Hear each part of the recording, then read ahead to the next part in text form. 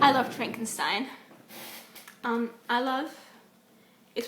love the language, and I think every now and again, like, I love Jane Austen's language, etc. You just get the book that's older and it is like, the language, really flowery, but it just makes you love words. I found it with this book. I loved words. But I found it got a bit boring near the end. Probably because I was like, must read this by Monday and then must read this by Friday, and so I was very pressured to finish it. So at the end I was just like, do I have to keep reading this? But for most of it I just, to repeat myself a lot, loved it. Yeah, so obviously there's, well, Frankenstein's, so there's going to be some monstery stuff.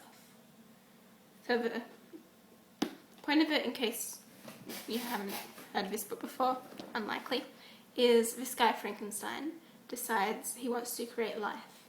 Well, firstly he wants to do something and make himself someone and accomplish things, which was very like romantic era mentality.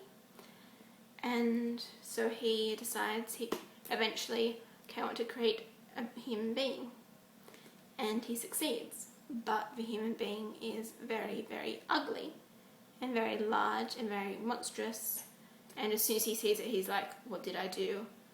This is a monster. And he like disowns this thing and leaves, and he doesn't see him for 2 years, and then stuff happens.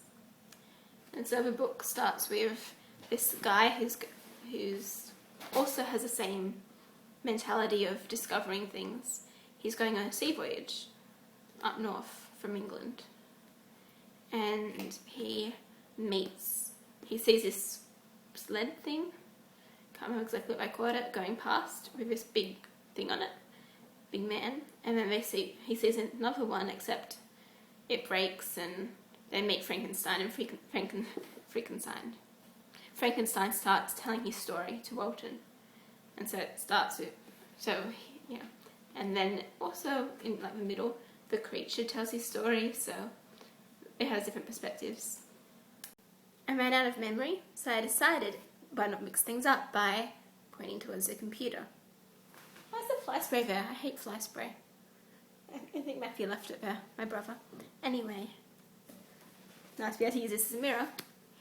There's death, and there's some content-wise, like there's some icky descriptions of death and of the creature and Frankenstein's research. He ends up, when he's researching how to create life, he goes to a graveyard and does stuff. Well, that sounds a lot worse than it actually was, I think, but I need to go get the phone, so I just tidy up. Loved it, it was good, but it's called on here like the mother of horror by The Independent on Sunday, an astonishing and enduring masterpiece by Sunday Telegraph. So consider it's called the mother of horror. Yeah, see you. GFTBA and keep reading. Yeah, you should. So, see you next week with The Things I Carried by Tim O'Brien. The link shall be there somewhere, in that general vicinity.